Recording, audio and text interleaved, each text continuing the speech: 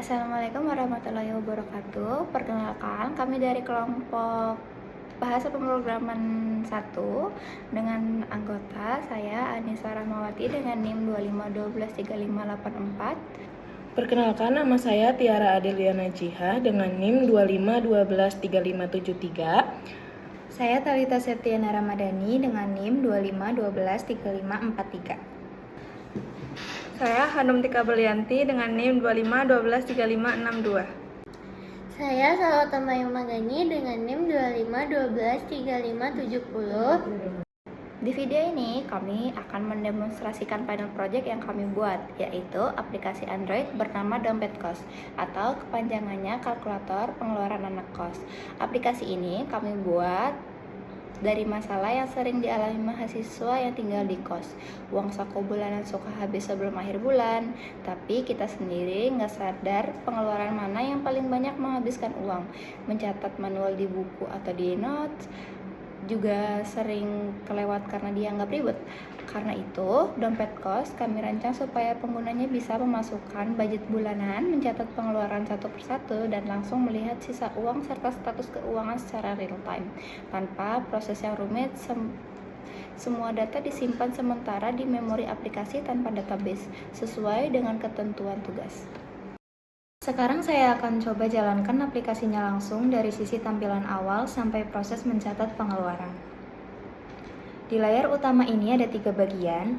Bagian pertama untuk mengatur budget bulanan, bagian kedua untuk menambah pengeluaran, dan bagian ketiga untuk ringkasan keuangan yang nanti dijelaskan oleh Tiara. Pertama saya coba masukkan uang saku bulanan. Misalnya di sini saya isi Rp1.500.000, lalu tekan tombol simpan budget. Sedikit catatan, aplikasi ini juga sudah ada validasi input. Misalnya kalau kolom budget dikosongin lalu ditekan simpan, aplikasi akan dikasih peringatan supaya user mengisi angka yang valid terlebih dahulu. Sekarang saya coba catat pengeluaran pertama. Saya isi nama pengeluaran makan siang dengan jumlah 15.000, lalu tekan tombol tambah pengeluaran. Bisa dilihat otomatis muncul di daftar pengeluaran paling atas. Lengkap dengan icon kategori. Karena namanya mengandung kata makan, aplikasi otomatis menampilkan icon makanan. Ini didapat dari fungsi yang mendeteksi kata kunci di nama pengeluaran. Saya coba tambah beberapa pengeluaran lagi biar lebih jelas. Misalnya bayar kos 800.000, otomatis muncul icon rumah. Terus saya tambah lagi beli pulsa 50.000. Coba diperhatikan setiap kali saya tambah pengeluaran baru, dia otomatis masuk ke urutan yang paling atas. Dan form inputnya langsung kosong lagi supaya gampang buat catat pengeluaran berikutnya. Nah, sekarang total pengeluaran sudah lumayan banyak. Untuk penjelasan ringkasan keuangan dan progress bar-nya akan dilanjutkan oleh Tiara. Sekarang saya lanjutkan ke bagian ringkasan keuangan. Di kartu ringkasan ini ada beberapa informasi yang otomatis ke-update setiap kali kita menambahkan atau menghapus pengeluaran. Pertama, ada jumlah budget yang tadi di-set oleh Talita. Kedua, total pengeluaran ini dihitung dari menjumlahkan seluruh item di daftar pengeluaran. Ketiga, sisa uang yaitu budget dikurangi total pengeluaran. Di bawahnya ada progress bar yang menunjukkan berapa persen budget yang sudah terpakai. Warnanya berubah otomatis mengikuti kondisi keuangan. Hijau kalau masih aman, oranye kalau uang mulai menipis, dan merah kalau pengeluaran sudah melebihi budget. Supaya kelihatan jelas, saya coba tambah satu pengeluaran lagi dengan nominal yang cukup besar. Nah, sekarang bisa dilihat progress bar-nya berubah warna dan teks statusnya juga ikut berubah, menyesuaikan kondisi keuangan yang sebenarnya. Selanjutnya, kalau ada pengeluaran yang salah catat atau salah nominal, kita nggak perlu hapus semua dari awal. Tinggal tekan tombol hapus berbentuk icon tempat sampah di sebelah kanan itemnya. Begitu ditekan, item itu langsung hilang dari daftar dan ringkasan di atas total pengeluaran, sisa uang, sampai progress bar otomatis ikut ke update tanpa perlu refresh manual. Itu tadi bagian ringkasan dan fitur hapus pengeluaran. Selanjutnya kita masuk ke penjelasan kode yang akan dijelaskan oleh Hanum. Setelah demo tampilannya, sekarang saya akan jelaskan bagian kode program, khususnya penerapan dasar-dasar Kotlin. Di file main activity, ini ada beberapa konsep dasar Kotlin yang kami terapkan. Yang pertama, tipe data dan variabel.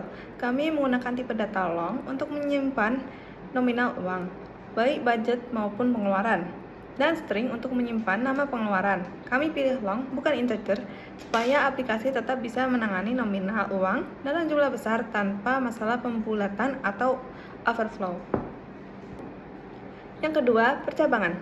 Contohnya ada di function getStatus keuangan. Di dalam kelas Budget Manager, function ini pakai struktur when untuk memeriksa sisa uang pengguna, lalu menentukan status keuangan yang ditampilkan, apakah aman, mulai menipis, atau boros. Percabangan when juga kami pakai lagi di file pengeluaran adapter untuk menentukan ikon kategori berdasarkan kata kunci di nama pengeluaran. Seperti yang tadi terlihat waktu Talita input makan siang dan otomatis muncul ikon makanan. Yang ketiga, perulangan. Kami pakai for loop di function getTotal pengeluaran untuk menjumlahkan seluruh nominal pengeluaran yang ada dalam list. Jadi, total pengeluaran bisa dihitung otomatis tanpa perlu dijumlah manual satu-satu. Yang keempat, function. Logika aplikasi kami pecah jadi beberapa function yang terpisah, seperti set budget, tambah pengeluaran, hapus pengeluaran, dan get persentase terpakai. Setiap function punya tanggung jawab yang spesifik, supaya kode lebih terstruktur, gampang dibaca, dan gampang diuji ulang kalau ada perubahan. Dan yang kelima, array atau collection untuk menyimpan semua data pengeluaran yang dimasukkan oleh pengguna. Kami pakai mutable list pengeluaran, setiap kali ada pengeluaran baru ditambahkan. Datanya masuk ke dalam list ini yang kemudian ditampilkan ke layar lewat recycle view. Ini tadi penerapan dasar-dasar Kotlin di aplikasi kami. Untuk penjelasan konsep OOP-nya akan dilanjutkan oleh teman kami yaitu Salwa. Yang pertama, kami membuat data class bernama pengeluaran. Isinya ada dua, yaitu nama dan jumlah pengeluaran. Data class ini fungsinya membungkus data satu item pengeluaran jadi satu objek. Jadi lebih rapi dibanding menyimpan nama dan jumlah secara terpisah. Yang kedua, kami membuat kelas Budget Manager yang menerapkan konsep encapsulation. Semua data budget dan daftar pengeluaran kami simpan sebagai properti private. Artinya data ini nggak bisa diakses langsung dari luar kelas. Satu-satunya cara mengakses atau mengubahnya adalah lewat function-function yang sudah kami sediakan, seperti set budget atau tambah pengeluaran. Ini membuat data menjadi lebih aman dan terkontrol. Yang ketiga, kami membuat kelas pengeluaran adapter yang menerapkan